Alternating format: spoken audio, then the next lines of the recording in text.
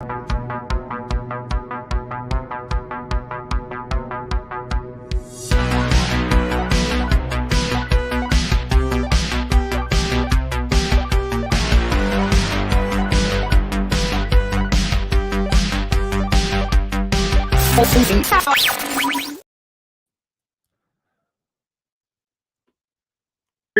to the 15th episode of the Honor Society, covering all things Ring of Honor. This is exciting as hell, Colton. We have a TV program to break down. It's not critical anymore. It's not up in the air. We know and it's here on Honor Club. What's going on, man? Dude, just so excited that the day is finally here, man. We've been, getting teased for a long time with Ring of Honor Weekly TV. And man, I got to say, first episode did not disappoint. I'm just really excited that we've got a consistent product that's going to be coming from them each week, and just excited to break it down. Hell yeah. And as you know, I'm live from the No Sale Studios. I'm the Ace of the Tavern, Acefield Retro, and we'll be coming to you 10 p.m. on Thursdays, talking all things ROH. We're going to be breaking down the build to Supercard of Honor. We're going to be talking about all the good weekly TV. And it seems like, Colton, we have a good separation in a very long time. Yeah, I think it's that's something I've been wondering since we first talked about, Tony Khan buying ROH is ROH going to be kind of its standalone thing, or is it going to be some kind of developmental thing for AEW? And I think the show tonight proved for sure that it's going to be its standalone product. This is separate from AEW. It's definitely much more of a sister promotion rather than any sort of like developmental thing for AEW. Yeah, very excited to see it. Yeah, and it definitely gave me NXT 2016 vibes a little bit here, where it felt like it standed alone. And like from the camera angles to the shots overhead, it felt like it was something different. Give them a lot of credit because they could have just copy and pasted what they were doing in AEW, because obviously it's working. But for here, this felt separate. And if you were someone that was tuning in for the first time, potentially you didn't even know it was associated AEW aside from some of the talent. Yeah, 100%, man. I mean, besides the talent, like you said, and then, a couple of times we saw a Revolution graphic pop up, like on the lower third there in the left-hand corner. But yeah, other than that, it very much its own thing, very much its own feel. We'll say a little bummed out that there was no show intro. I hope there's a show intro coming. I don't know if that was just something that, went off with the first broadcast, that they missed it or had some sort of a technical issue with the production. But yeah, I want a Ring of Honor show intro, man.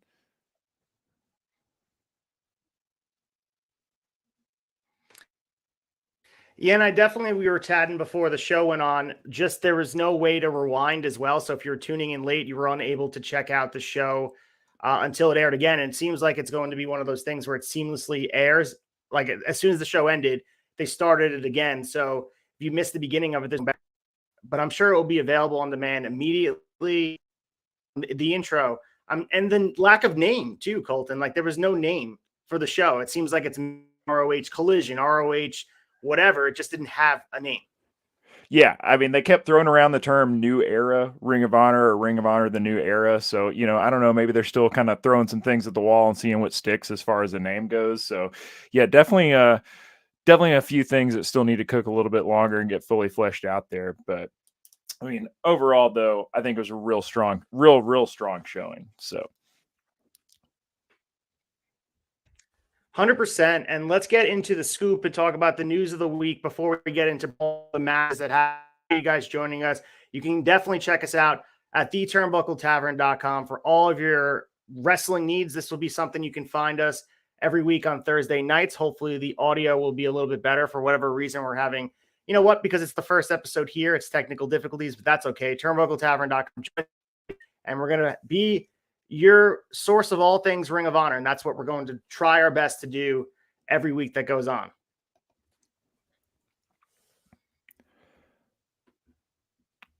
Well, let's get into the news, man. So let's see. So Tony Khan.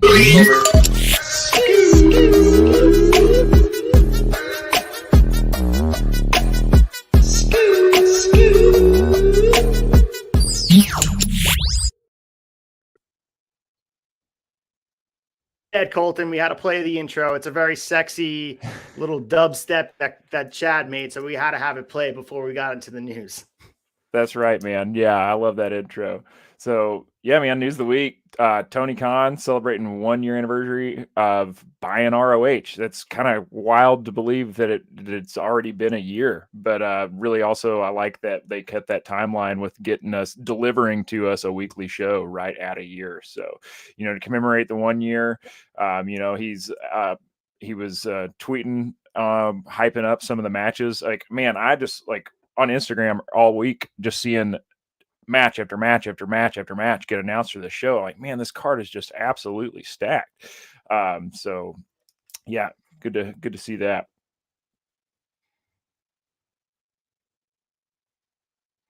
Yeah, with the 1 year anniversary better. I know we've been waiting and waiting for a TV deal and trying to figure out where ROH would live. But the fact that it happened 1 year from the day to the exact day, it seems like it's serendipity. It's so appropriate. So I was happy to see it. Now, of course, this is not where we expected it to live. We wanted to have a TV deal, but this is the best case scenario. And you mentioned stacked matches. We'll get into the card and talk everything about it. The craziest thing is you take for granted the amount of commercials and stuff that chills throughout the night that takes away from the product, and when you don't have to worry about that on and on with wrestling, and that's the best part about the show. It just was action packed from the beginning to the end. 100%, man. And I think that's something I didn't consider with it being on its own streaming platform. Was like, oh man, yeah, there will be no commercials. I felt like that really helped them on the pace and the flow of the show all night. Like there really just there's no dead time where there's talent standing in the ring just waiting out their intro song because they're at commercial. Like everything just kind of clicked and flowed. The pace of every match was just right on.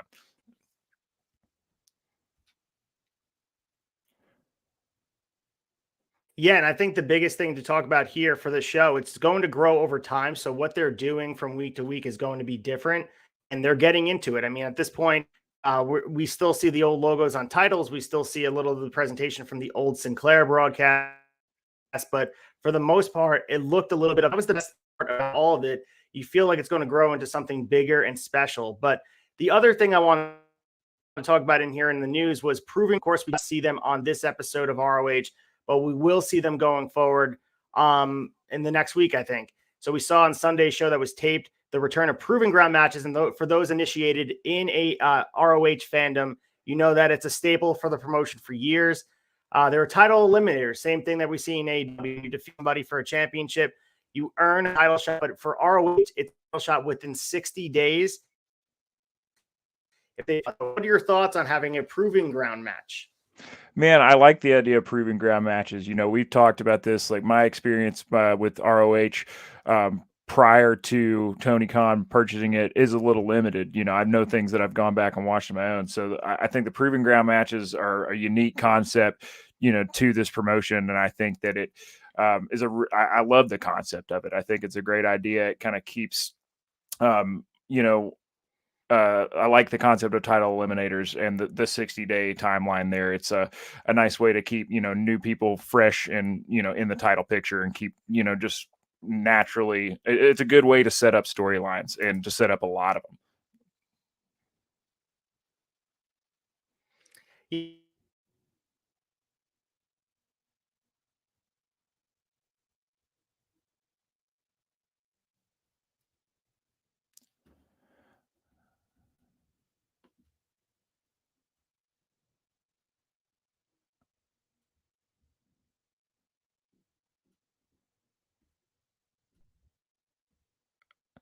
And we're having some technical difficulties, guys. I think we lost Ace there a little bit.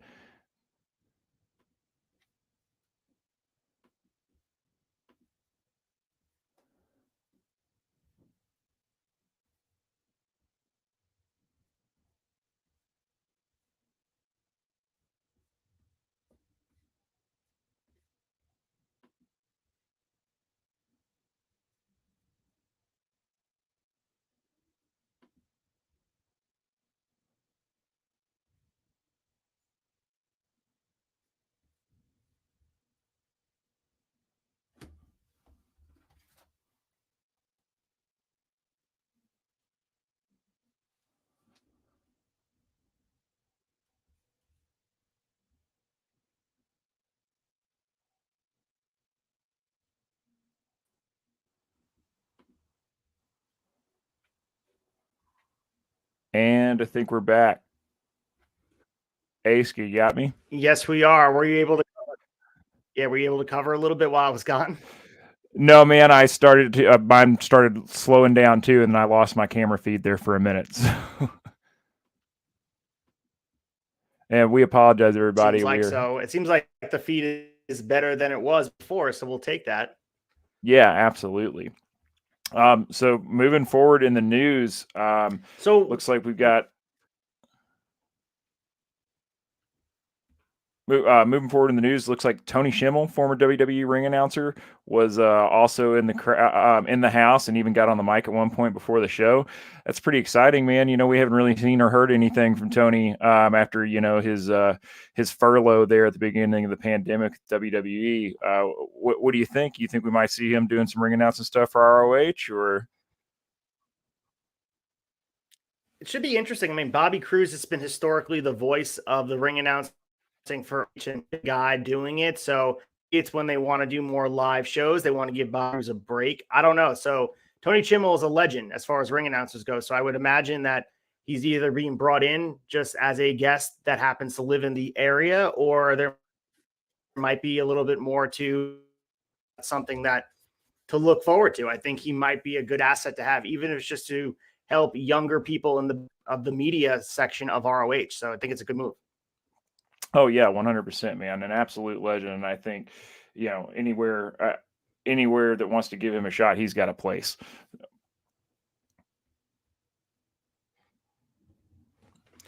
So we also have Billy Starks.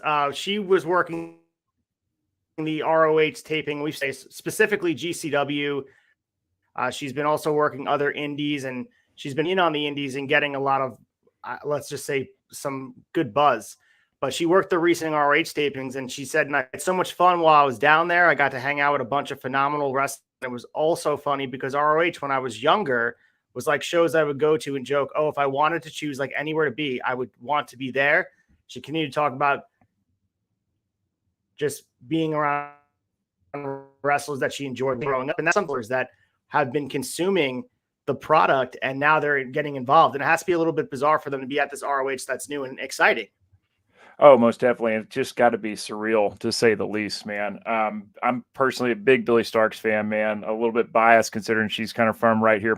She's right from my backyard. She's actually from New Albany, Indiana, which is just across the river here from Louisville. So I've gotten to see Billy multiple times in some of our local independent promotions at Ohio Valley Wrestling, and did get to see her actually the last GCW show that came around this area. So yeah, man, just a killer experience for her. It's crazy because she's already, she's tape, having experience wrestling in ROH, wrestling in GCW, making appearances on AEW Dark and Elevation. She's just now 18, man. Like I was just reading an interview with her earlier today where she's, talking about just, finishing out high school strong, graduating in May. It's just mind blowing that she's already this far along in her career, man. Like that's just, it's awesome. Future star, and it's interesting to see what they're going to be doing with her. She might have a full-time place in RH roster. We'll see. Right now, as we know, it's a 1099 situation, as Eddie Kingston mentioned in the main event. So the workers that are piecemealing it together, and we may see guys float in out, but we'll see if Billy Starks winds up being a mainstay there. Yeah, hopefully so. Man, a little update on Supercard of Honor coming up March 31st. So ticket sales for that right now are going pretty strong. So that's scheduled for Friday, March 31st at the Galen Center in Los Angeles. It's going to be going live at 4 p.m. Pacific time out there. Be the first Ring of Honor pay-per-view for the year. WrestleTix noted the show's sold 2,611 tickets so far, and that there's 1,527 left. So set up for just over 4,000. Yeah, man, I think this is going to be a great show. I haven't been disappointed by a Ring of Honor pay-per-view since, well, I've never been disappointed from any Ring of Honor pay-per-view, past or pre-Tony Khan or post-Tony Khan era, but definitely since TK bought it, everything I've seen has just always exceeded my expectations. So, I feel 2,600 is pretty strong, especially for, a venue that's only set up for 4,000. But, man, I hope they continue plugging it and telling more sales and getting a packed Wild House in for that show. think the number you mentioned before, just over 4,000, it's important for them to set their aspirations because I think a lot of what the mistakes are of some promotions, even ones that are tied with a bigger father promotion like AEW, that they want to have aspirations to maybe go 10, 15,000 seats. I think the right thing to do is to go, you know what, have it be a smaller crowd, similar to Supercard of Honor last year or Final Battle, where the crowd is intimate, but the crowd is full. That's the main thing. I'd rather have 4,000 fans jam packed in the arena than having 15,000 in a 25,000 arena and it feels empty. So I like that they're doing this, make it feel more intimate, make it feel more exclusive, and have the audience, because even the audience tonight at Universal, they felt like they were excited. It was probably 1,500 people, if that. It felt very electric, and I think that's something to be said about having everyone on top of like old school Impact tapings. Yeah, man, very much so. Just kind of having filling the room, even though it's a smaller room. I agree. You can do I feel like you can do more with a smaller room that's packed to the rafters than you can, a huge arena that's only sitting at, at best 55, 60% capacity. So we also have Grand Metalik, who made his appearance on ROH. He went under the name Golden Mask. This was updated by Meltzer this week, talking about how Metalik had gotten the rights to use his WWE name. And it's not often, Colton, that we see someone be able to use their name from WWE in a different capacity. So, he was one of those guys that was booked like shit. Let's be honest. He's a Mexican luchador that has a lot of promise. He was part of Lucha House Party, but he's made some appearances here and there for AEW. He's able to use the Grand Metalik name. But, came up short in his effort this week, but it was nice to see him on the card and using that WWE brand behind him. Yeah, most definitely, man. I think that's one thing that kind of curses people a lot of the time when they leave WWE is they'll get, put, especially if they are, especially in his case, booked like shit, if they get stuck with another name and then somebody's like, oh, who is this again? So being able to at least use, I know tonight he was only billed as just Metalik, but I recognized it. I think most people who'd ever seen anything from Lucha House Party would recognize it too. Great to see that guy on the card, man. The guy's just an absolute stunner in the ring. Like, they don't call him King of the Ropes for nothing. Like, he didn't get his entrance, but man, they got that little intro package of him just doing all kinds of wild shit off the ropes. So yeah, great to see it. We also have Daniels talking about the pre-pandemic popularity of ROH, and he wants to get ROH back there. And it's interesting because there's this divide of ideology where potentially our breeding ground for I think a guy like Chris Daniels, who has a lineage in ROH, he's going to want them to where it has prestige and it has, let's just use the word honor.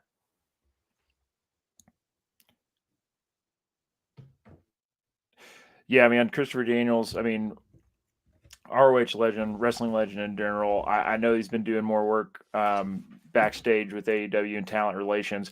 I'd be really interested to see, we saw him in the ring tonight, but also be really interested to see in what kind of backstage role he's going to take in Ring of Honor. I mean, I think he's definitely, as such an esteemed alum, he's definitely personally invested. And I agree with him, man. I'd like to see it get beyond, the level of fandom and buzz that it had pre-pandemic. So, and I think with the roster that they currently have slated and all the people that they have that care about this product and care about this brand working with it, I think the sky's the limit. 100%. And the final piece of the scoop news here is Sumi Sakai is going to be at the GCW Orlando show in April at the scene of the crime. She is a 50 veteran from the Vision ROH. So it'll be interesting to see if she potentially shows up in the new ROH, because she's someone they can really build around if they really want like a veteran, a Chris Jericho-like person in division. She was part of the promotion's very first women's match in 2002. She was competing all the way up to 2015. She's a very important part of what ROH was doing as far as. Yeah, man, and that's really awesome to see. Hopefully they do get her in, because I feel like not always, the women's divisions in a lot of companies don't always get that, the benefit of having like a veteran come in, somebody that's established to kind of come in and guide them. I mean, I think we're going to get to see that a little bit with Madison Rain showing up in ROH too, which is great. love to see that. But yeah, it'll be a bit interesting to see where Saki ends up. But I believe Yeah, so she made 2 GCW appearances before. Yeah.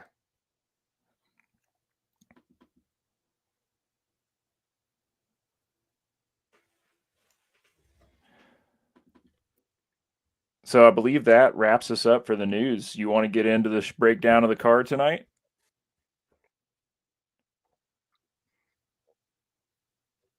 Flip it, my friend. Let's do it, man. So, as we said earlier, show took place at the new Ring of Honor set, Universal Orlando Studios. Riccaboni and Caprice Coleman on the call. Man, I got to be honest. I think Caprice Coleman and Ian Riccaboni might be my favorite announced team in pro wrestling right now. I love. I'm a big. I'm not talking any kind of trash on AEW's announced team or WWE's for that matter, but I'm a 2-man announced team guy. Like I think the flow of a 2-man team is just the candor and the cadence between them is a lot better. And it's just not something we see as often anymore, you know. So I love hearing those guys calling any match. So first match right out the gate, we got Slim J representing Trustbusters going against Mark Briscoe, man. I mean, obviously all sorts of emotions still with the passing of Jay, you know, still fresh in everybody's memories. I love hearing the Briscoes theme song. It never gets old, and it means so much more now just to hear it hit every single time. And I thought it was a good match all around. Slim J, great heel. I fucking hate him already. can't stand it. He's getting heat just walking out of the ring wearing that visor flipped up like that. For me, he's getting plenty of heat off me. Pretty solid match all around, man. There was a heel kick for that Mark. It knocked Slim J off the apron of the floor. Man, was super stiff. There was also a reverse DDT from Slim J. I just thought overall it was a good match to open the show, man. I mean, Mark Briscoe is always going to get any crowd hype, whether they're Ring of Honor fans, diehards that have been watching him for years, or it's, you know, somebody has never seen him before, man. That guy just brings energy with him. Yeah, it was really appropriate for open the show at Mark Briscoe, and it's sad because this is the ROH brand that was supposed to be showcased with the Briscoes being their centerpiece of in the tag division, in the main event, being the guys that they're going to be building around. And it sucks to see it happen without Jay, but it was awesome to see Mark continue to get the shine here. And, you know, taking on Slim Jay, it's not the ideal matchup here, and hit the J driver for the win. The froggy bow, all the good stuff, all the spots.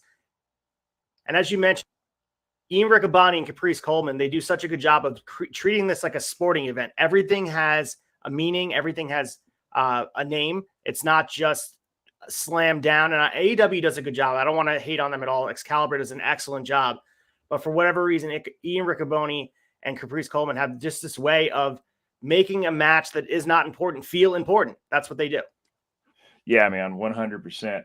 And man, there was one other spot just to give credit to Slim J there. There was a Mark had him up, about to take him into a vertical suplex, and Slim J reversed it, kneeing him in the head while he was upside down. I absolutely loved that counter. I was like, man, the guy, like I said, not necessarily the ideal match. You want to see Mark maybe go against somebody with a little bit bigger, you know, name value. But hey, man, Slim J can go. I thought it was a good match overall.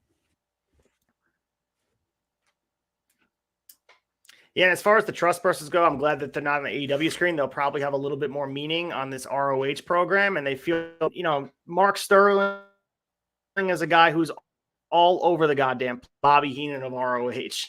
Oh yeah, 100%, especially tonight, man. That guy was a busy man. I think he was out there for almost half the card, I feel like. He was. So next we had backstage. Lexi Nair was interviewing Tony Deppen. Man, we talked a little bit about this before we went live. So, you know, Tony Deppen, first thing I thought was, man, was like, he cuts this promo about how he's going to face Samoa Joe next week, but he's reading it as a pre-written statement off a piece of paper. And I'm like, man, what is he doing? I guess he's trying something new. I don't know if this is his new gimmick for ROH, but I got to be honest, it did not land with me. It'd be interesting to see if they bring it back. Maybe second time is going to give it a little bit more. But that was my first thought. It was my note I wrote down. I was like, why in the hell is he reading from a script? Yeah, Tony Deppen is an interesting character, W, and he's been a focal point of their storytelling or whatever is their storytelling. And I like that he's getting a lot of love here on TV and getting a shot at Samoa Joe, probably in a losing effort, but still having.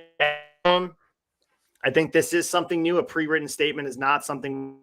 So, I think we're going to be having Tony Deppen and a Samoa Joe showcase, which would be fun to watch. Oh yeah, most definitely, man. Like I've seen some of Tony Deppen's work in GCW, and I think that they'll definitely make magic together for sure. But I gotta agree with you. I don't see anybody. I don't see Joe taking an L anytime soon. not with ROH TV just getting started. I mean, he's walking around telling everybody he's the king of television with the TNT title and the ROH TV title. So. For Joe, though, do you think he's potentially going to lose the TNT title at Revolution and then be showcased completely in ROH? Do you think that's something that they're going to do? I think that's what they need to do. I think that's the only thing that, unless they just want to totally fumble Wardlow twice or maybe a third time at this point in that situation. Plus, I mean, I love Joe. I'm going to be happy to see him on AEW programming or Ring of Honor programming. But I think, while you're getting Ring of Honor, we're really kicking it off, trying to start strong, doing weekly TV here, man. I think Joe, another one of those names like Christopher Daniels, an esteemed alumni, somebody that's got a lot of heart and their soul in that promotion. I think he's got a lot more to offer ROH right now. So, yeah, that's my prediction is that he drops the belt at Revolution on Sunday, and then we see him just go on an absolute undefeated reign of terror with the ROH TV title for a while. Yeah, I love the video package they showed of Samoa Joe as well. Something that he felt like a really big deal, and how they mixed in the current day videos with the old school videos. I don't know if anyone feels like a bigger deal than him. I think he feels like even a bigger deal than Claudio, by a lot. Oh yeah, most definitely, man. I have to agree. I mean, I think Claudio's a great champion, but he doesn't, have the level of history that Joe does with ROH. And yeah, that video package gave me chills watching it, man, especially a lot of the old footage. So just seeing, where Joe's been throughout the years. So yeah, I think especially, with Jay's, we talked about how, I guess, we all thought that ROH was going to be centered around the Briscoes. And I think that Mark Briscoe will continue to be a focal point of the promotion for sure. But, with the unfortunate passing of Jay, I think that Joe is by far, hands down, the biggest ROH star that we've got right now, especially an original.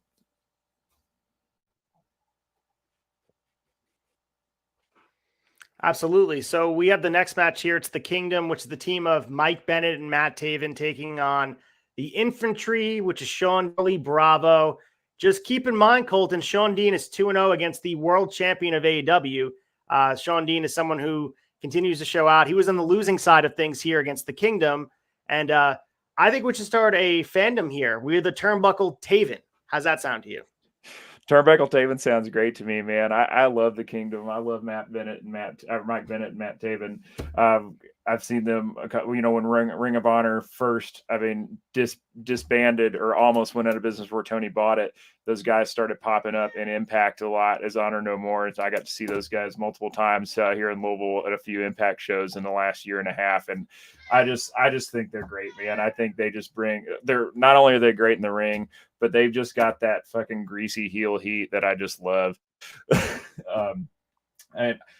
In Infantry, like I said, Sean Dean, I'm not too familiar with Charlie Bravo, but I thought the guys showed out really well. I like the kind of military gimmick. I know that they're both real life veterans, so cool to always pull from a little bit of reality in your wrestling. Man, Sean Dean hit a double DDT that was just super slick, man, on both Taven and Bennett. I thought it was awesome. And then, man, Taven hit that enziguri into the proto pack for the finish was just an absolutely killer finish to the match. Like, it was one we mentioned it earlier in the intro, not having the commercials, man. You know, there's so many times you watch a 2-hour wrestling show, even if it's one of the best, you know, say episodes of Dynamite that we've seen in a long time, there's still going to be some point in the show that feels like the pacing got a little bit off, or something's a little bit slow, something didn't match up. And it was just hit after hit after hit tonight. Like, a lot of matches that I think this match I wrote down was, I think this match was less than 12 minutes, man. But I mean, it was quick. It was succinct, but it also told a ton of story at the same time. Yeah, and I think that the Showcase of the Kingdom, like, they're a team that they debuted on AEW, and maybe when they were signed, it was like, we have to showcase this team. They're super talented. Matt Taven and Mike Bennett are huge pieces, and they are, among many, I think, two of the biggest beneficiaries of ROH having a TV program, because they feel like they fit like a glove. They truly have this aura about them that they feel like they are ROH to the core, and they were showcased here. And even a guy like Sean Dean, we mentioned he does have 2 wins over MJF, but they could use that to boost him to be maybe a top-level mid-carder in ROH. I think that might be something that they can think about doing. Oh, yeah, absolutely, man. And yeah, I think, you know, it's maybe not a conversation that anybody's ready to have just yet, but, you know, jumping forward a little bit in the card too, I mean, the question is, what are we eventually going to do with the tag belts? Yes, Mark Briscoe is still a co-holder of it, but, you know, we are going to have to build the tag division, because eventually we're going to actually have to have, you know, a tag team with 2 members holding those belts. So getting to see the Kingdom, Aussie Open's appearance later tonight, backstage, I just gave me a lot of hope. I was like, all right, you know, maybe we're not ready to have this conversation totally, but definitely looks like the pieces that you need to put in place to really build the tag division are already here, and then it's definitely already a priority. So it's good to see. Yeah, that's for sure. That's a good conversation that needs to happen, because, I mean, maybe you have Mark Briscoe pick a partner and have someone represent the Briscoe, go on from do the turn like that. You're right. The tag division's a big piece about what ROH is doing, and I think you have to carry it on. So I don't know if, again, we talked about this on the titles, is it figuring out a different way to get the titles off of them? Is it Mark defending it with someone? Who knows? But it's a tough decision to make. But the tag division is important to build around. They need to do this. Oh, man, jumping into the next match, New Japan World TV Championship, Zack Sabre Jr. versus Blake Christian. Man, I've always upfront to say that I'm very much a novice when it comes to New Japan programming. I don't watch a ton of it. So this is the first time that I've seen that New Japan TV belt. I love this belt, man. This thing is it looks like it's more than 10 pounds of gold. That thing is huge.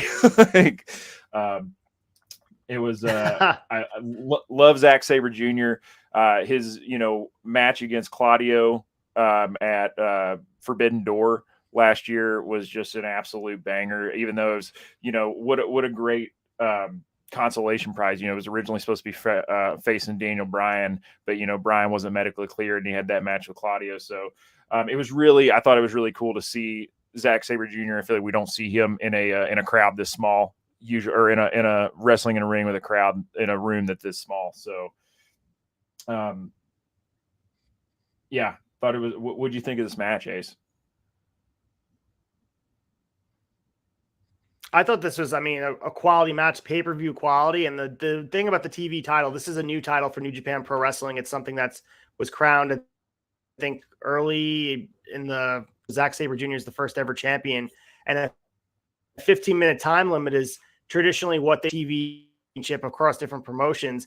And seeing Blake Christian get a chance to shine with a guy like Zack Sabre Jr., the best technical wrestler in the world, bar none. The guy goes in there and he's able to put on holds that guys can't put on. Like, he is a guy who's inventing holds, inventing submissions. Blake Christian is a guy as well that I've been a huge fan of. GCW, I feel like they dropped the ball on him because he was a guy that was ready to win the GCW World title from Nick Gates program. They didn't do it. They pretty much turned him heel. And here we are at this point where he gets booed in every arena he is in GCW for whatever reason. They feel like he's a heel, and Blake Christian is ready to take that next step. Is there the quality's there, and Zack Sabre Jr. It's only going to make you better. So I don't know. This is a pay-per-view quality match. You put this on any pay-per-view. This is one of the best ever. Like for a 15-minute match, given that amount of time, I think it was 13 minutes and change. It was everything you wanted and more. And the Sabre playing to that small crowd, as you mentioned before, it's a beautiful thing. It just shows he's a true superstar that's polished beyond a lot of guys that we're going to be seeing on a week-to-week basis here in ROH. Dude, absolutely. And man, I've seen a little bit of Blake Christian's work, but not a ton. And man, that guy really showed out tonight. I mean, what a showcase. Like you said, 13 minutes and some change. They packed so much into this match in 13 minutes. It was really awesome, man. I loved the call out from Zack Sabre Jr. to Bryan Danielson. He said, got that tight shot of him when he was on the apron, said, "Hey, Bryan, I'm the best technical wrestler."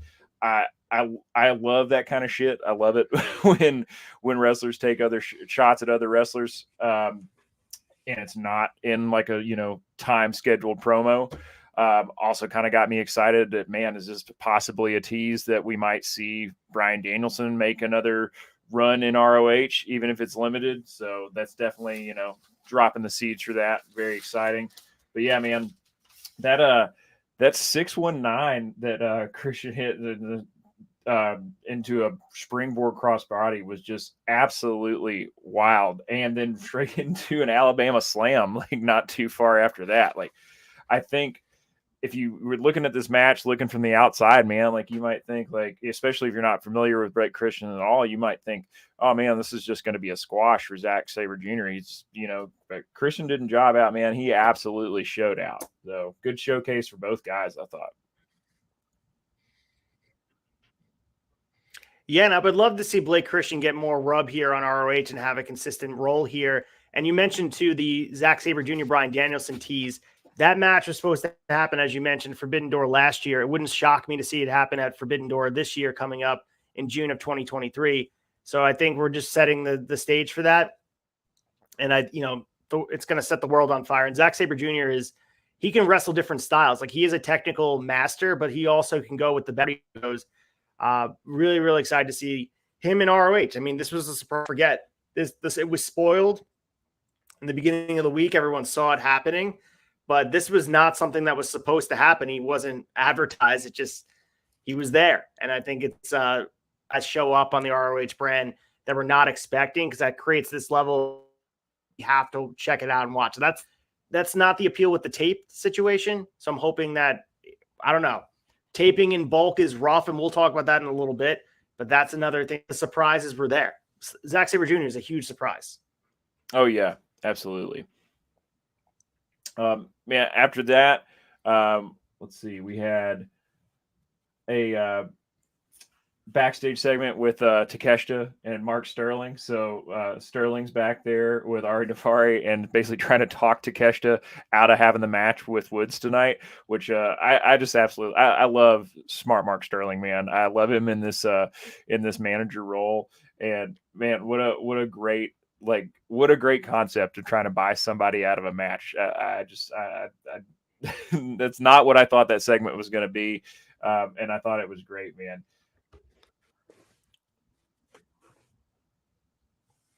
Yeah, I think like we mentioned before, this feels like a compilation pack showing his skills on the microphone. So Mark Sterling was another feature here, showing his full plethora of things he's able to bring to the product, and this was another example of it. Awesome.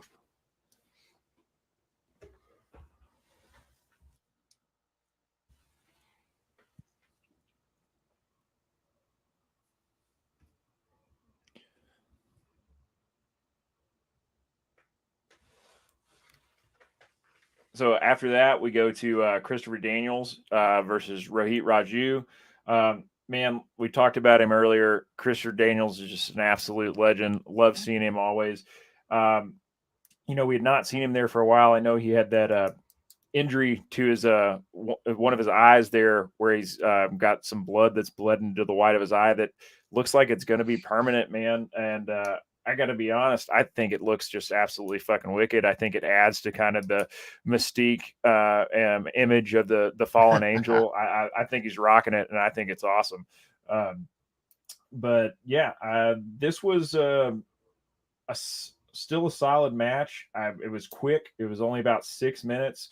Raju, if you guys are not, or Raju, if you guys are not super familiar, he was a former X Division champ in Impact. But Daniels still got the win here. Like I said, pretty quick match here, 6 minutes.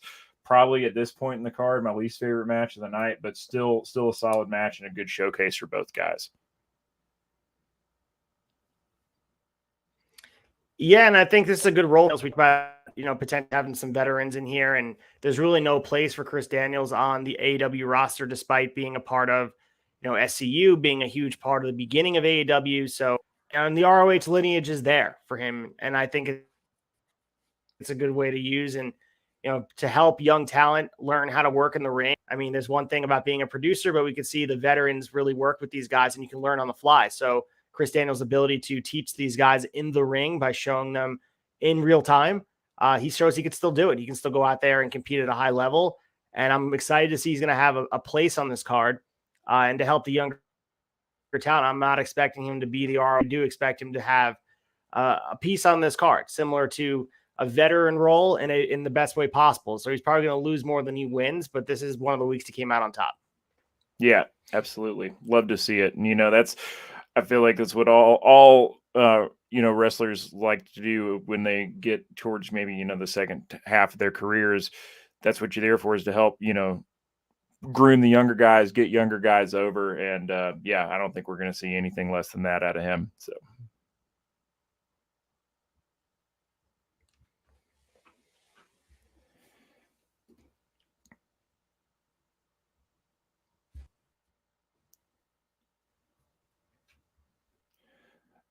Hey, so let's get into this next match. So next match was TAKESHITA versus Josh Woods. Man, you want to talk about pay-per-view quality matches tonight. This was a standout match, hands down.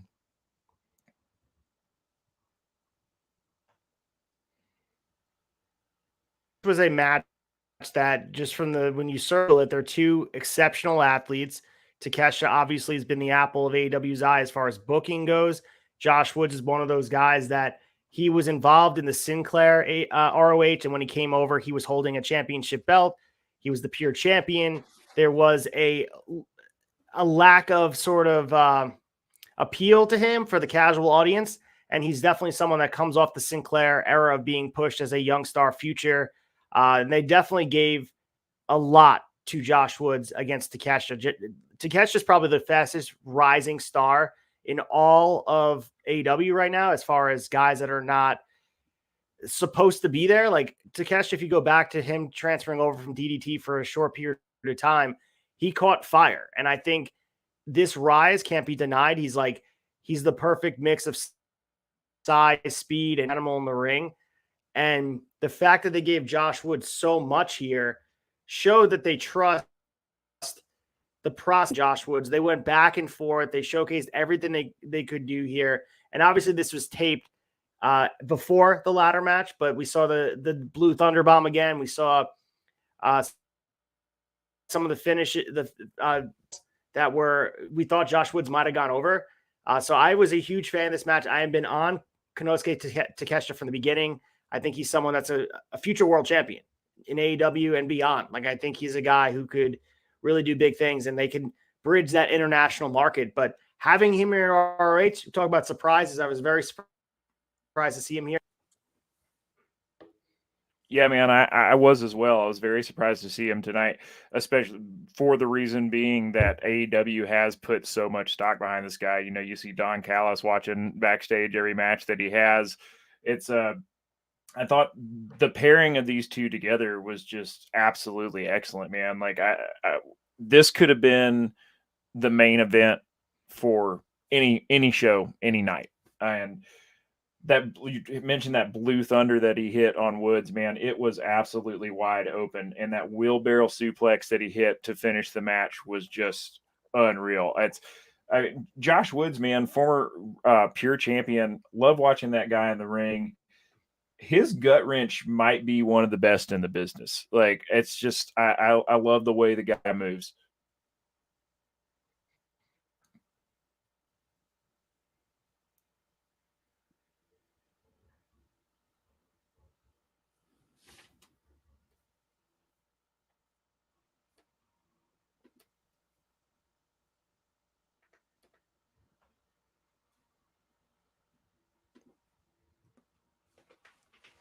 So we had this question on here, Colton. So Austin was asking, do you think Takeshi will be exclusive to ROH?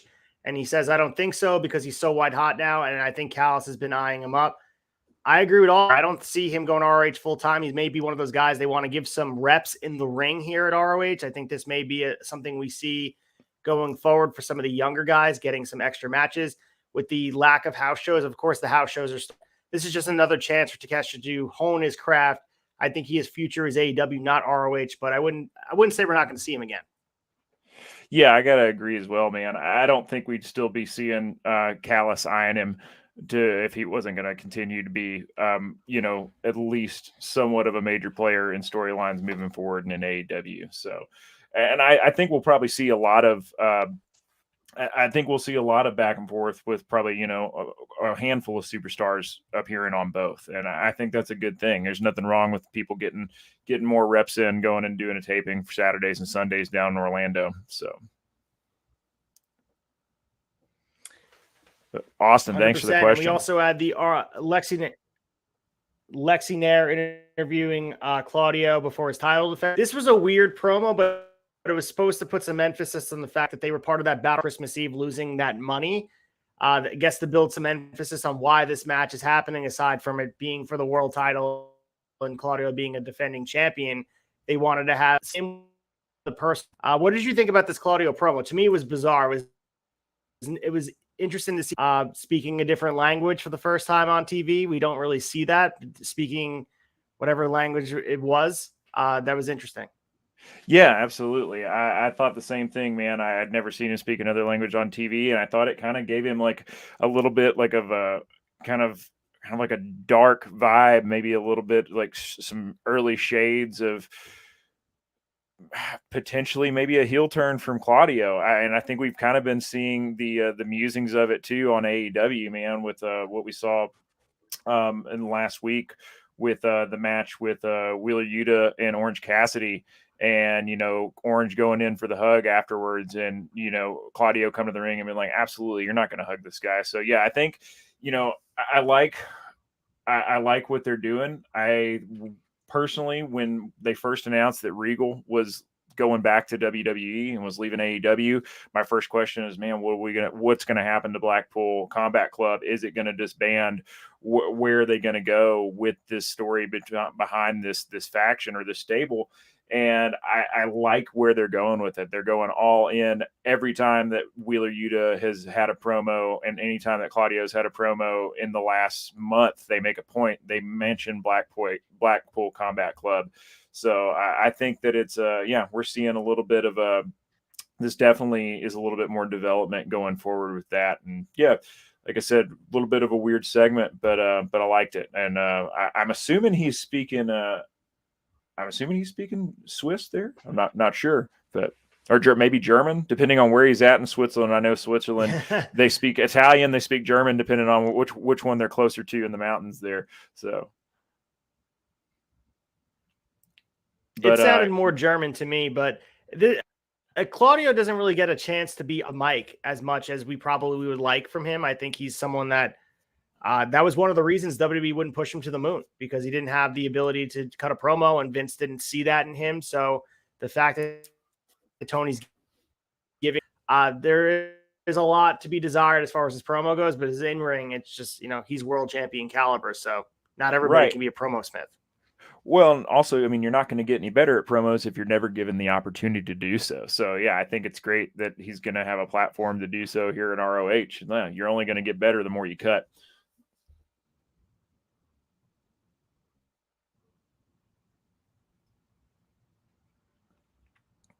Going into the next match, man, we've got the Embassy. So Brian Cage, Khan, and Moses with the trio, the 6-man, excuse me. This is ROH with the 6-man titles, not the trios titles. Going against Rex Lawless, Joe Keys, and LSG. Good old fashioned classic squash match, man. Got to have one, right?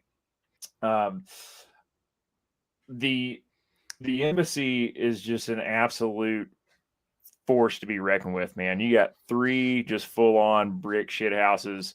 I'm excited to see more out of these guys. I hope we get to see. I would like to see an appearance or some sort of 6-man match, maybe even every week going forward on ROH TV. I mean, we got 2 hours to fill without commercials. We can pack a lot in. I want to see more of these guys for sure.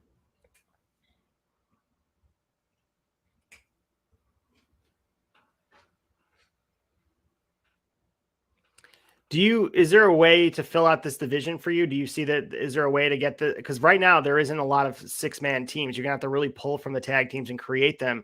Do you see the embassy being able to have viable challengers right now? Because right now, aside from the tag division not existing right now because the titles are on Mark Briscoe, what do we do with the 6-man titles? Is there a way that the embassy are going to have viable challengers?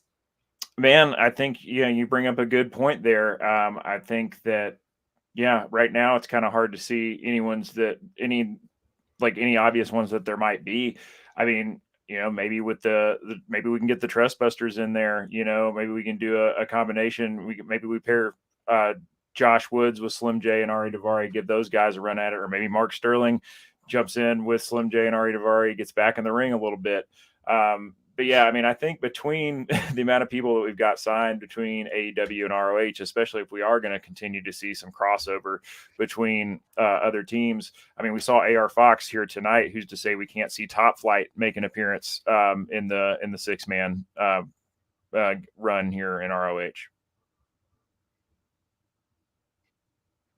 Yeah, one thing I was thinking of is that this opens up the opportunity for a lot of independent wrestlers to have a full stable promotion to work for. If ROH truly wants to be a separate entity, there would be a chance for them they need to fill out a lot of slots. They need tag teams, they need garters, and they need 6-men. So maybe there's some teams out in the independents that Tony's been, scouting out over time and finding a way to build his roster. Maybe he has people in mind, and there's people in-house you can use, of course, because ROH and AEW have a lot of crossover as far as this influx of talent.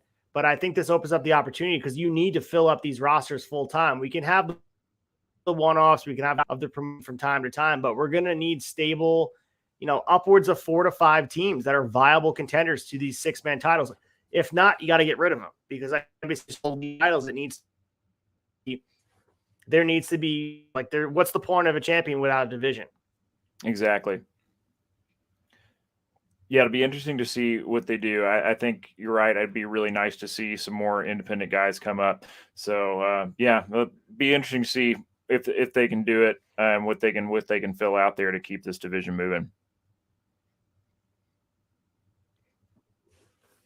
Yeah, and shout out to Rex Lawless, who was a part of that squash team as well. So he's NYWC grad. He's from Long Island, New York. So he's someone that I was excited to see. He didn't get tagged in. He got taken out with a springboard from the beginning and never got in the ring. But nice to see my boy Rex Lawless getting some shine on ROH. It was really cool. Oh yeah, man. This is my first time seeing that guy. I mean, I looked up the card a couple days prior, just kind of looked up anything I could find on anyone and everybody. Guy's got a great look. Good. So I definitely would hope to see him see him in a match where he actually gets to see a little bit of action in the future. So.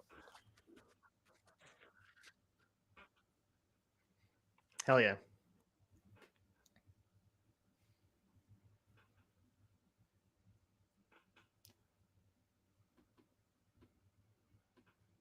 All right, so up next we got it's this 3rd time Smart Mark's coming out to the ring tonight. Ari Daivari with Slim J going against Metalik. So we touched on this a little bit earlier. Metalik getting to use his same name. Metalik's just an absolute incredible luchador.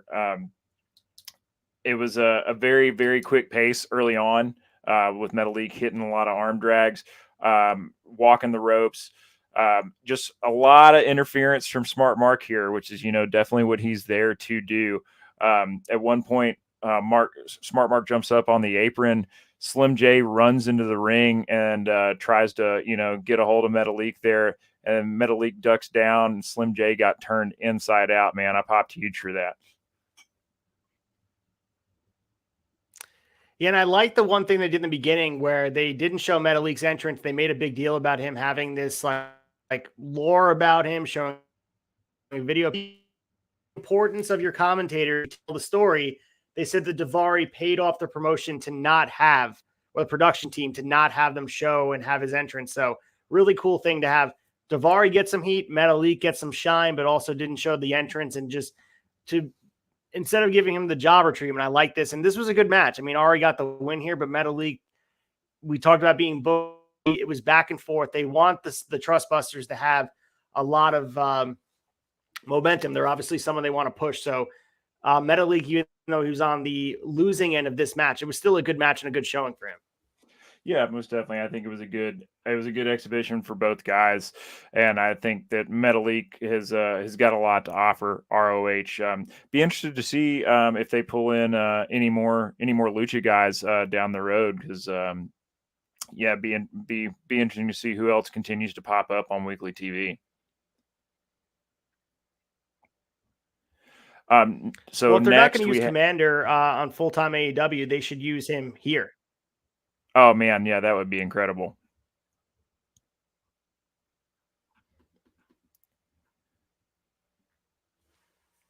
So next up, we've got another backstage segment with Lexi Nair. She's really earning her paycheck tonight.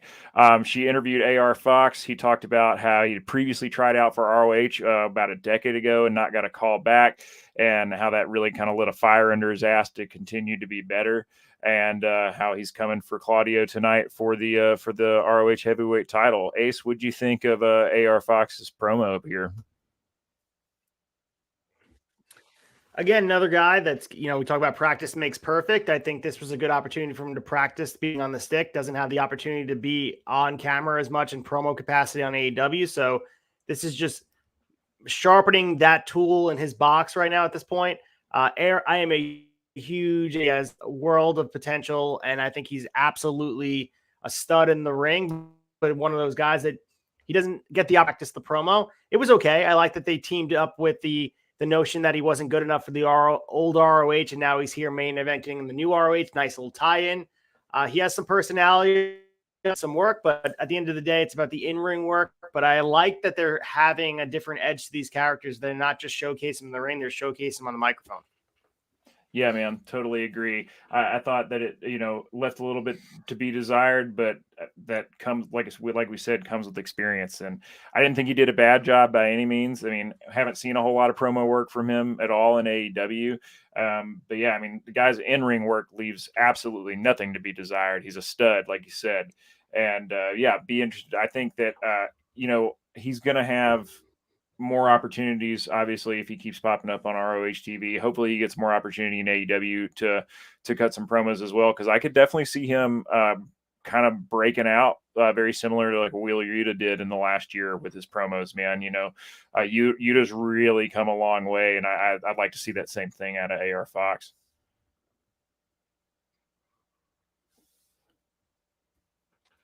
Absolutely. I think with AR Fox, the future might be in the trios. I do enjoy him with Top Flight, but maybe down the line he could have a main event push or a mid-card push. He's very, very talented. I don't think people understand how really good he is. You go watch his indie matches with some of the best in the world.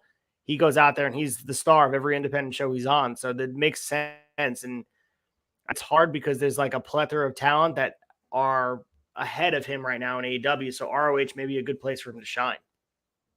Yeah, I totally agree. I think there's room for, Top Flight to come over and make some appearances in ROH as well. But I think that not so much in AEW. There's really room for AR Fox in the in the single scene. So I definitely want to see more singles work out of him here. Was very impressed with what we'll get to it when we cover the match, but very impressed by his singles work tonight and hope to see a lot more of it. Absolutely.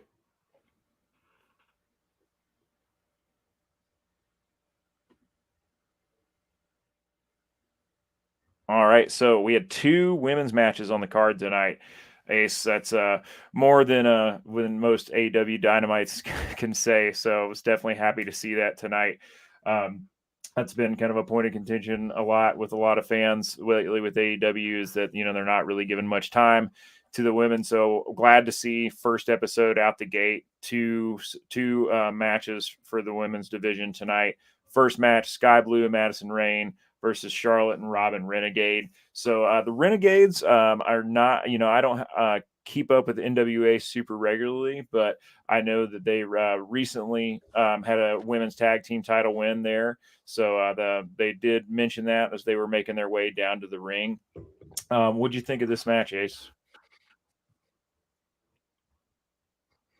It was filler. I'll be honest with you. I think like similar to the 6-man division, like unless you have a women's tag division in the cards, what I don't understand I guess getting women on the card, I would have either a combination of these women or maybe a fatal 4-way or something to build up towards that women's championship, because unless they're women tag team championship, I don't know why we're doing tag teams for the women's division, especially when, like we said, there's a lot of maybe even like a mid-card title. Not a huge fan of this match. I do like some of the talent in here, but I would hate for them to do an NWA Women's Tag Team Championship division, or it wasn't classic ROH. There's no reason for it, but some talented women in this match. They gave them some time, but would have preferred it to be in a different format. Yeah, man, I gotta agree. I think it was a little bit of filler as well. And at this first show, getting more people on the card, you want to get as many people a payday as you can. I respect that.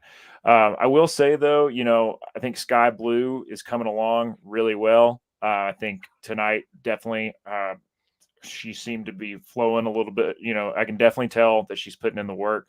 Her transitions were a lot more smooth than they were when we first started seeing her in AEW. So yeah, big fan of Sky Blue. Really, really happy to see that she's still coming along nicely. And I think that's somebody that has a lot of potential as a singles breakout star in the women's division in either ROH or AEW moving forward.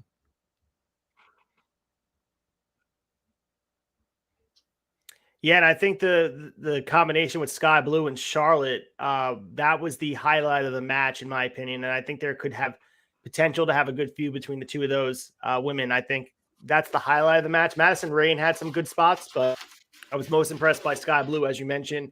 And also Charlotte. I thought she had a really good showing here. So I'm very excited to see what they can do. And who knows who's with ROH full time. That's the other thing as well. Like, we don't know exactly. This could just be a one-off. Are they going to be just tonight, or is it just going to be every week? Or I know they did like 5 show tapings already, or whatever, 4 shows. So we know who's going to be this crop of talent, but we'll see what happens down the line. But I was impressed. Yeah, man, I was impressed by Charlotte as well. I had in my notes, man, she hit a bicycle kick that was just, I believe it was on Madison Rayne. That was just awesome. Don't see that move enough anymore. I absolutely love it, and especially if you're pushing 6 foot, you can really really make it look really good. So also, this might have been the first time that I caught it, but the Skyfall is the name of Sky Blue's finisher there. I thought it was a smooth move on her tonight, even though she wasn't able to get the pin on it. It was I like the name of that move. Yeah, I don't think she has gotten a win with it on AEW program. She doesn't get a lot of wins on AEW program. That might be the issue. But yeah, I do like the move. I like the name. And they're involved in, obviously with Athena, Willow Nightingale, them going at it as far as for the women's championship. I don't like a lot of things for wrestling. I want so like if it's a women's tag team match, what is the goal for that, making that feud? The Renegades are a tag team that are a former tag team champions. So unless there's a future aspiration to have a tag division for the women, which I hope they don't do, it just doesn't make any sense to me as far as why this was on the card, but maybe we'll see in the future. Yeah, be interesting to see what they do. So next segment, Riccaboni's in the ring, brings out Wheeler Yuta.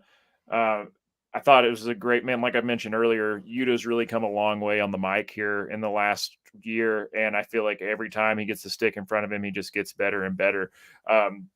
he immediately resented that Riccaboni referred to him as the junior member of the Blackpool Combo Club or Combat Club. And I just thought it was a good promo from him all around. He throws out an open challenge only to be answered by Timothy Thatcher. Man, I texted you as soon as this happened during it was live. I was like, oh man, this right here. I cannot wait for this match next week.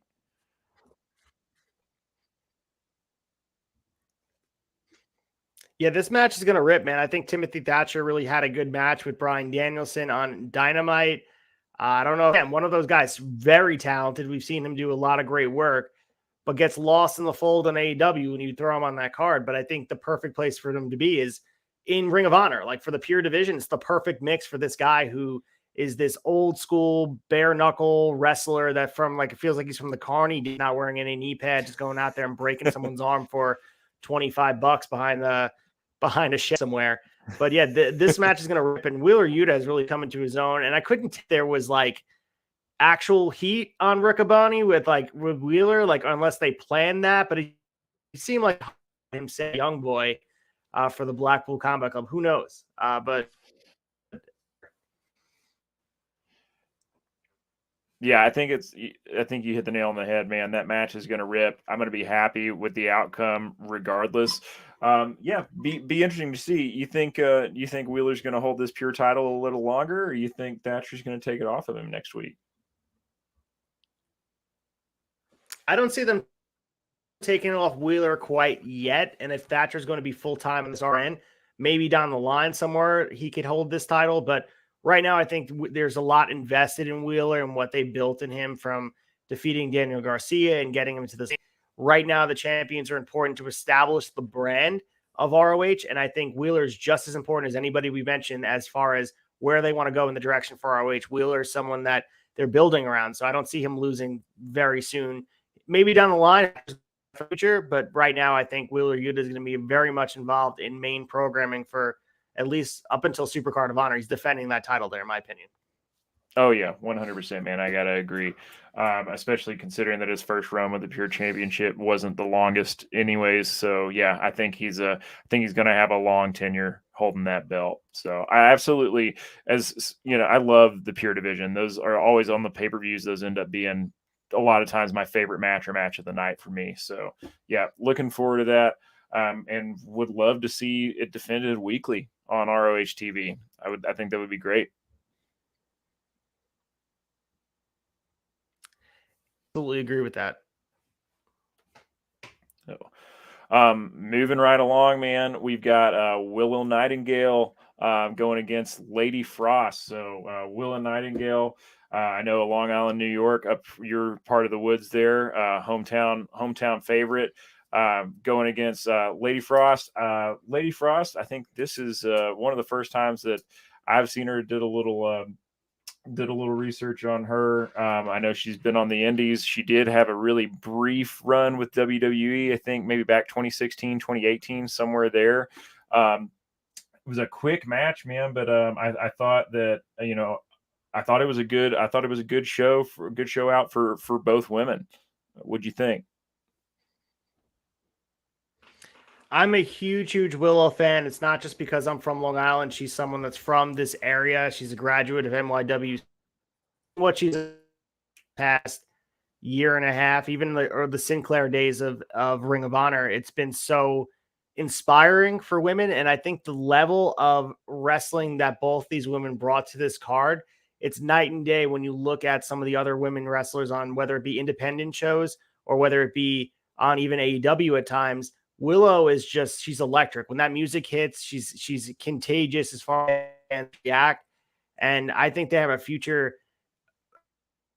star on their hand with Willow, like those talents that you have to really invest in. And Lady Frost, I was impressed with. Like she, as far as being an independent wrestler, she has a lot of miles as far as the last few years on that body. And she's been able to get a name out there, but she was pretty polished for an independent wrestler. She had a lot of poise as far as finding where the hard cam was, being able to keep up with Willow. But this was a showcase for Willow to show that she's a competent challenger for Athena going forward. And I love that Willow Willow's getting the first shot at Athena even next week. I thought they would have waited for Honor, but having her take on at week's tapings, it seemed like it was a little what the feud could be. Yeah, man, I gotta agree with you. I thought Lady Frost did hold her own pretty well with Willow. I thought she was pretty explosive. That moonsault she hit, man, that she didn't hit it on Willow, but that the height she got on that frostbite moonsault was really impressive. So looking forward to seeing more out of her. Absolutely loved the call out of Athena from Willow tonight.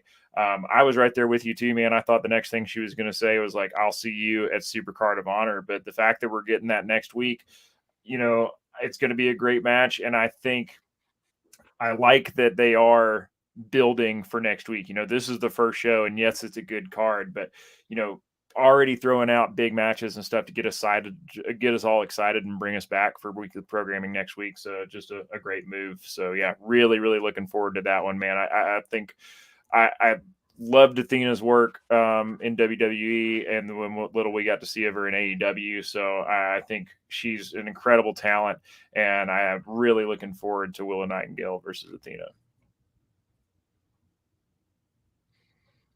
Yeah, and we may get a shady finish in this match, so it's not to say we're not going to get it at Supercard of Honor. There's a chance that we do get this match. It could be something where Athena cheats to win or something like that, where we're going to get Willow again. I don't see any other contender for the women's division as far as Athena goes bigger than Willow at this point. I think Willow is the that title defense, and whether she's the one to take it off, that's a conversation for another time. But I like this program, and I think it has length more than just 1 week. Yeah, I do as well. And I'm glad, I'm excited that they didn't take any time getting there, and that we made that Willow got to make this big move first weekend. I think it sets a tone, and it's going to make people, even if you're tuning in and say you're not as familiar with Willow Nightingale, this is going to make you remember her. This moment right here is going to have her, that's going to be burned into your mind. She's going to become a household name, as she deserves to be.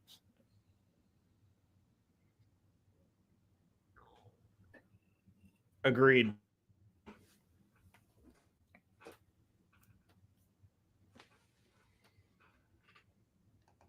All right, so main event tonight, man. Ring of Honor World Championship, Claudio Castagnoli against AR Fox.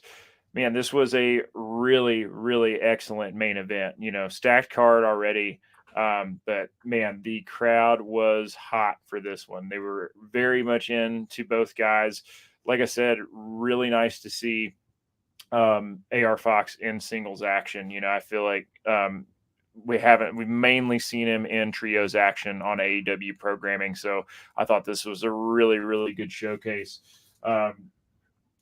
Claudio, I have in my notes too, man. Claudio looks so good with the Ring of Honor World Heavyweight title. Like coming in and unzipping the jacket just as she's announcing that he's the title holder and revealing the belt. Man, he just looks absolutely awesome. Man, one note I also have here is, man, AR Fox, he can sell, man. He sells his ass off. Like there was multiple times during the match that I was like, oh damn, is he really hurt? Are we about to stop the match here? Like he really, his facial expressions are fantastic. Like he tells a great story. I think he has a whole lot to offer as a singles competitor.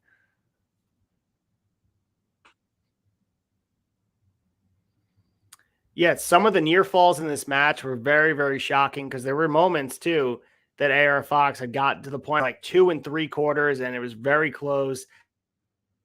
This was Claudio's 4th defense of his 2nd reign. So we'll get some real challengers come up to Claudio and press him for these matches. And I know that we watched these matches, some of the critique of when this match was announced, that there was no real shot that AR Fox was going to win this championship from him. But they have to do their best in that match itself to make you believe, just for a second, suspend belief that AR Fox could have taken the ROH championship away from Claudio. And of course, logic gets in the way of saying, like, no way he's going to do it. There were moments in this match where it felt like AR Fox could have come out on top. And I'm not saying it made to do it. I'm just saying, like, it really speaks to the two competitors that they were able to make people believe in the audience, where there was audible gasp when there was a 2 count. And the ROH chants and this is awesome chants, it felt like wow, ROH has arrived. This feels more than just AEW Dark. This was an important flag into the ground of saying, this is what you're going to get on Thursday nights. Tune in every week, and we're going to steal the show. So I enjoyed this match immensely. I thought it was great. Dude, yeah, I thought that you couldn't have had a better main event for your first show.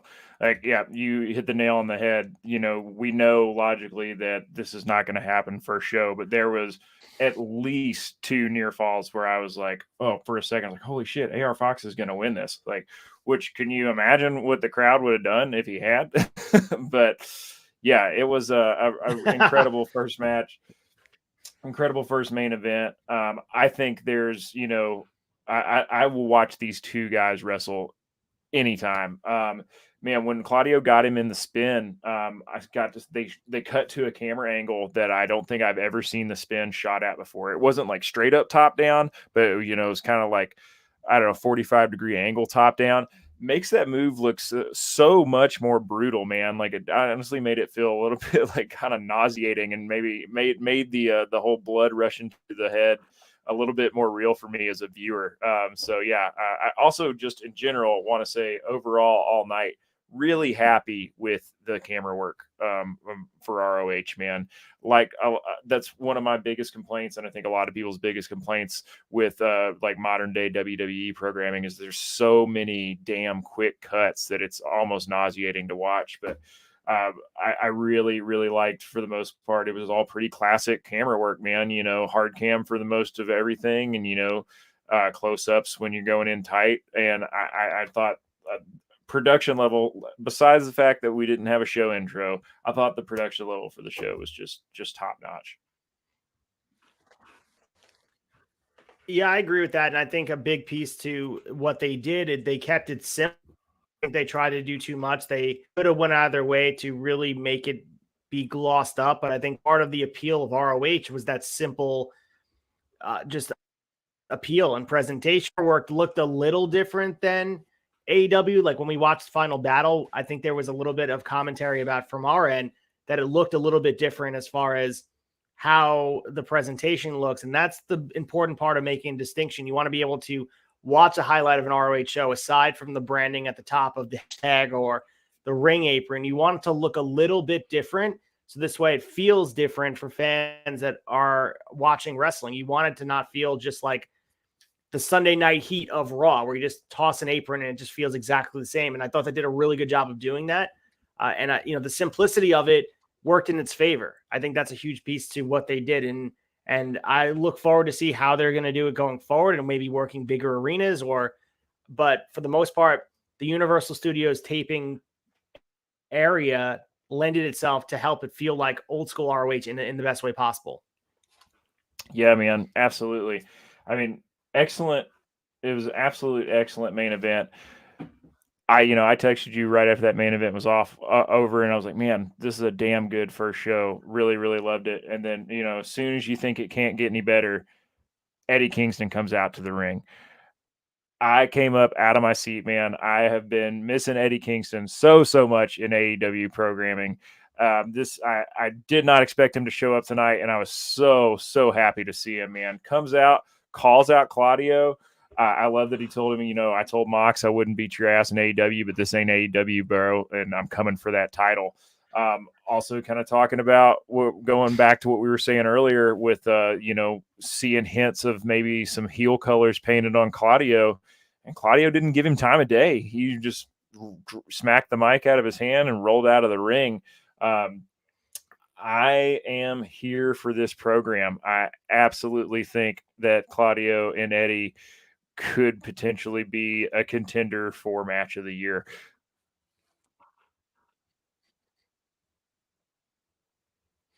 Yeah, and the thing with Eddie last night, and they did a good job of, even though this was taped well in advance to continue the programming, he quit AEW and storyline last night after that ladder match, and they posted it on Twitter and they did that promo.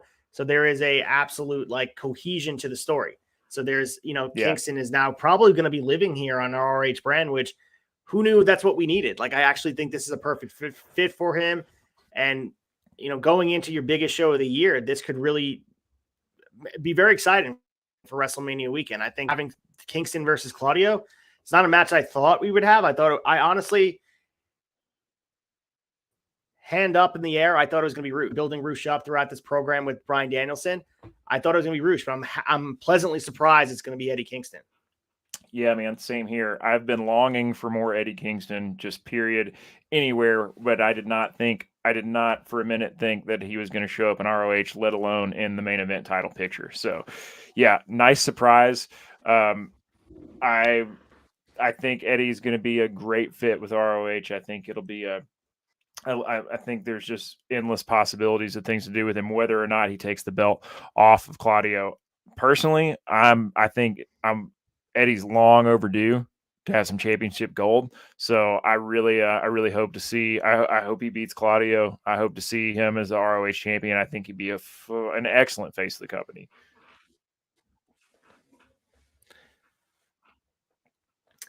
So before we move on to top honors and talk about our favorite part of this week's episode, the biggest challenge we're going to have going forward is avoiding spoilers. It seems like you avoided spoilers going in. You didn't know about Kingston. So kudos on your end, but it's going to be challenging because I'm doing night on Mondays on Turnbuckle Tavern here. And looking at the news and diving through, there was filled after the tapings of Zack Sabre Jr. showed up. Eddie Kingston showed up. All this stuff was going. This is the problem with taping in bulk. Like back in the day, some of the best programs were taped in bulk. Old school WCW, old school NWA, even WWF were taped in bulk. They would do like 4 or 5 in one clip. But time, in order to, if you're going to be surprises, it's going to be getting out and taking out that live factor takes a little bit away. Like I think if this show was live, even better. You know what I mean? Like I think if it was live, it would have been a little bit better than it was. And that's not, I don't think they can go live logistically, but maybe down the line, I would love to see them have a live slot on Thursdays. Yeah, man, I agree. I think I would too. I mean, we all know it's next to impossible to avoid spoilers in general, especially if you're not keeping up with things, in real time. A lot of times for me, like I've started watching Dynamite last night late because I had a full disclosure was recording a debate show. So I started late, so I didn't finish it last night and then finished watching it shortly right before we got to this today. So yeah, it's impossible to avoid spoilers. I would love to see live ROH TV, but yeah, I think logistically that would be really interesting to see what it would take for them to pull that off on the streaming service.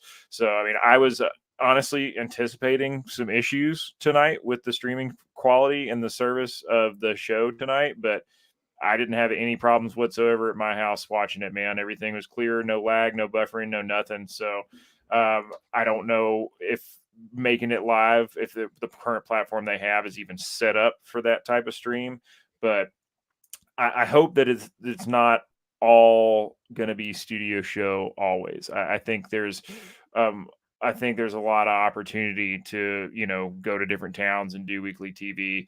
And, even if it's not live, I'd like to see them move around just a little bit. So. And I think March 2nd was always circled on Tony's calendar of saying, I want to be able to have a TV show a year out from this day. I know it probably meant a lot to him to do that. And also having the build of Supercard. They sold the last 3 pay-per-views without any build, doing it on AEW television. That was part of what they were doing. So I think it was like so paramount in his mind to getting on TV, whether it be 2 hours a week, whether it's tape, whether it's on Honor Club, whether it's on Discovery Plus, doesn't matter. He wanted to have ROH television for people to consume, to build up these big pay-per-views, because at this point it's now or never, you know what I mean? And like, I think it will change over time. Maybe someone sees this product and say, holy shit, we want this. Like if HBO met and they say we want AEW and we want ROH live on our TV every week. And I think it's a seamless thing to move over there. And maybe they can go live at that point if it has a little bit more financial backing to it. So it may change over time, but the fact that we get it, it's a wonderful thing. We're talking about ROH programming. We did the show for 14 other episodes with lack of anything. We talked about the news and potentials of like potentially come over to ROH. Down. It's a lot of fun. Yeah, man, I'm so happy to have weekly programming, just period. Very excited about it.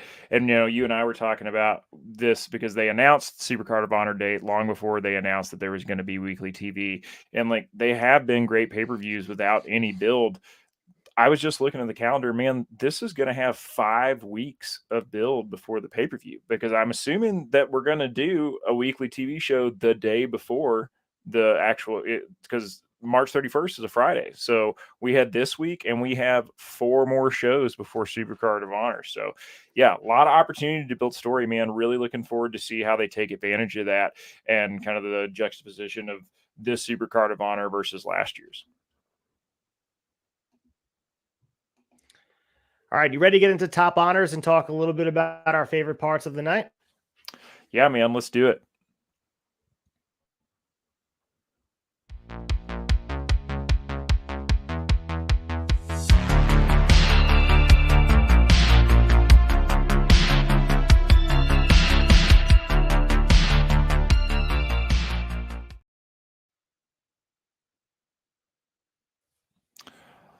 All right, top honors tonight.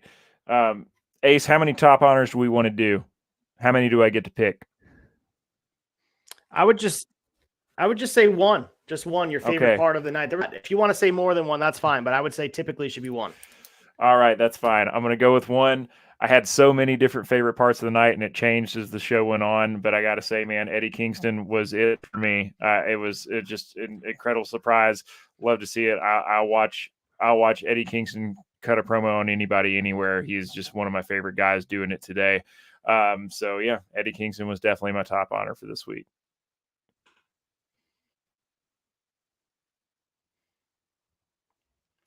Mine 100% has to be Takeshita and Josh Woods. I thought this match was the best match of the night, and seeing Konosuke Takeshita on this card was a nice player. So him on this card taking on an ROH guy from the Sinclair era like Josh Woods, it was like the meeting of two minds. It was a nice transition from Tony Khan's AEW, from Sinclair's AEW, and it shows they're going to put emphasis. It didn't have as much flair on their weekly TV on Dynamite. So Josh Woods getting a lot of offense on a guy, as we mentioned before, is the golden boy of right now. But the guy who's the fastest rising star, and the fact that he got a lot of offense on him in a really competitive match, really good showing. And then I'm very, very excited for the mid card of ROH. I don't think enough is said about the TV title is kind of a main event title with Samoa Joe, and the pure title's tied up in the pure rules, but there's a nice underbelly of mid-card on ROH roster, and maybe Konosuke Takeshita full-time or just floating in and out. But a guy like Josh Woods, he showed he can really go out, work with the best in the world. So this was a great match, in my opinion. Yeah, and honestly, that was my pick before Eddie came out tonight. So yeah, I thought it was absolutely match of the night. And like I said earlier, I think that match could have been main event for could have been main event tonight, and could have been main event for any show going forward.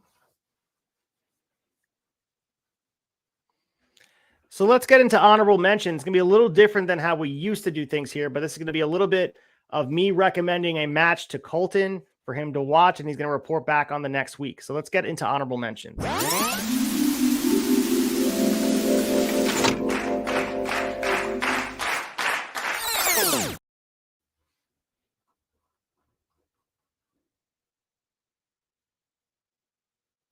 Alignment with the history of ROH, I will recommend one match and for viewers. So if you want to report back on Waterpo to what's going on this weekend with Bryan Danielson, how can I not pick a Bryan Danielson match in his ROH days? So let's go to 2007 ROH Manhattan Mayhem, the second. Bryan Danielson versus Takeshi Morishima. And this match is one of those matches. I want to talk about sporting feels, competitive matches. It felt like a worked shoot where these guys were going out there and it felt like they really wanted to kill you. Danielson having a clear game plan to counter the fact that Morishima was clearly the bigger guy, able to commit to this strategy the whole match. A lot of times from it and break the psychology of it. Bryan Danielson didn't from this match. He went breaking down and having this like break from the knees and getting him come down to size. It's compelling. It's authentic. This is what it's about as far as the American Dragon and the indie scene, the King Defense, and built him into the legend he is today. Bryan Danielson went out there, and this is one of like 600 matches he goes out there and crushes it. But this match was like, for me, watching him work this stiff style just kind of was the precursor to what he's going to be doing to MJF this weekend on Sunday night live in San Francisco. So this was a great match, and I recommend you checking this out. I think you're going to enjoy it. Dude, I can already tell just by the way you pitched it, I'm absolutely going to love this match. So yeah, really looking forward to it. This is going to be one of my favorite parts of doing this show, is just getting the best of the best from some of the old ROH. That's also, man, what a value for the $9.99 that we're getting, is having the entire Ring of Honor catalog back to watch whatever you want. I just think it's fantastic. So really looking forward to that aspect of it as well. Not only weekly TV, but having the entire back catalog and being able to dive deep into some of the earlier days of some of the top guys out there today doing it.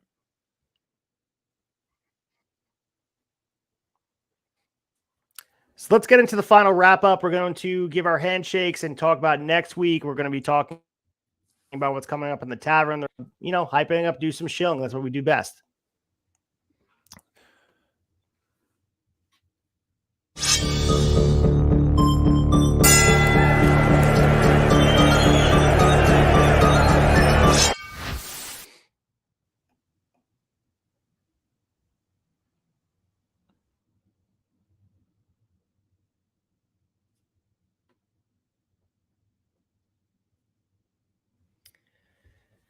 Our final handshake, Colton, and just abiding by the code of honor. We're saying goodbye, and I want to apologize to everybody for the technical difficulties we're having, but Colton is a fucking champion.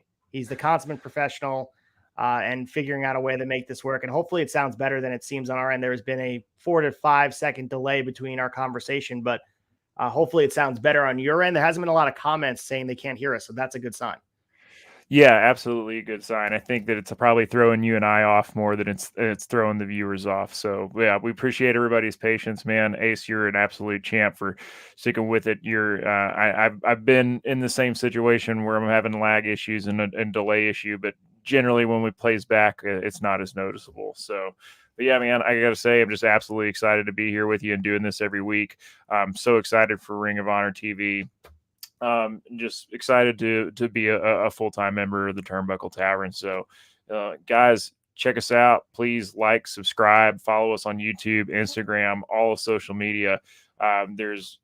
We have shows every day of the week. So, check it out. TheTurnbuckleTavern.com is where you can find links to everything: Apple, Spotify, YouTube, TikTok, Instagram, Twitter, Facebook. You can find shirts at Pro Wrestling Tees. Go to TheTurnbuckleTavern.com, like and subscribe, drop us a line.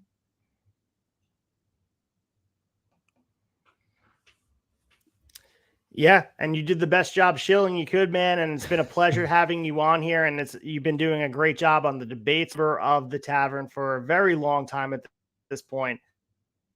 We have a show next week, March 9th, 2000, about the latest news in ROH. We're going to be tying in some ROH history. And of course, we're also going to be talking about the weekly TV show. We're going to be break down the matches. As we mentioned, there's going to be a peer championship match. There's going to be a women's championship match. There's a lot of good stuff coming up. I'm just excited to be here as well. This is a good time. Hell yeah, man. Looking so forward to both championship matches next week and whatever else, man, they're going to put on the card. Like I said, least favorite match tonight was, even my 2 least favorite matches were still a good time. Wasn't a bad match on the card overall. A little filler here and there, but man, stacked. And like I said, the pace and the flow of it was just excellent. Looking forward to seeing what next week brings. So you guys make sure to check out Shot of Nostalgia this Friday, tomorrow night. It's going to be WrestleMania 14. Myself and Mike Belcast are going to be reviewing all Mike Tyson in the newsletter. So check it out. And I also have a Visits the Tavern that I did earlier in the week. We'll be airing with Sean Knight of New Haven, Connecticut. He's 1/4 of Miracle Generation. So a good conversation I had with him. So make sure to check that out right after. So a lot of content left. Say about AEW, yesterday morning. You could also have the wrap-up show. We also have Raw Down that just went off the air. We have the debate, as Colton mentioned before. What are you guys talking about in the debate, and who's the guest for this week? So this week, let's see.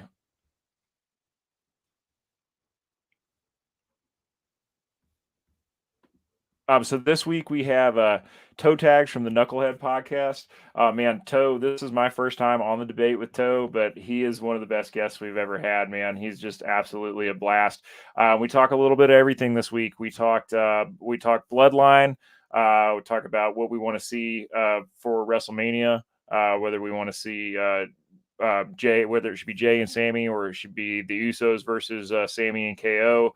Also talked about a little AEW, talk about what's next for Ricky Starks. Is Ricky Stark ready for the main event after Jericho?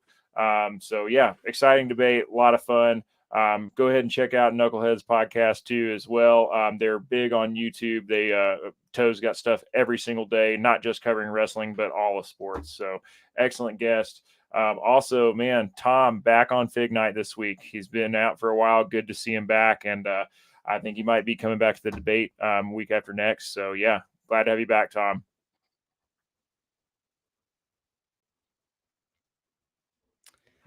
Well, that's all for you guys. Again, for Colton, for Acefield Retro, this has been Honor Site. We will be returning to you next week, same time, 10 Thursdays, mark your calendars, and check out ROH if you haven't seen it. Go support them, subscribe to this Colton mentioned content and the current content as well. So make sure you guys check that out. As always, abide by the code of honor. We'll see you guys next week. See ya.